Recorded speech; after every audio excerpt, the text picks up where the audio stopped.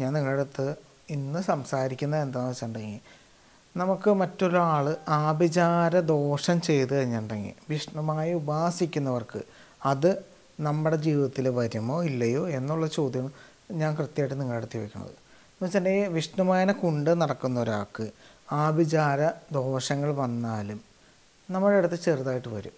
പക്ഷേ ആ ജപിക്കുന്ന മന്ത്രവും അതിൻ്റെ ശക്തിയും കൊണ്ട്, അതിൻ്റെ കർമ്മങ്ങൾ കൊണ്ടും യഥാശക്തി കൊണ്ട് നടക്കുന്നവൻ ജപത്തിലും ഉപാസനയിലും നേദ്യാദി കർമ്മങ്ങളും ചെയ്ത് കൊണ്ടു നടക്കുന്ന ഒരാൾക്കും അതിൻ്റേതായ ദോഷങ്ങളും കാര്യങ്ങളും വരില്ല.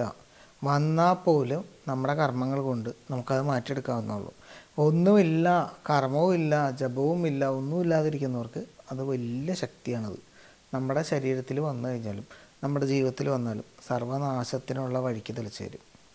യഥാശക്തി സ്വാമിയുടെ പൂജ നടത്തുന്നവർക്ക് വിഷ്ണുമായ എന്ന് പറഞ്ഞാൽ എല്ലാവർക്കും പേടിയാണ്.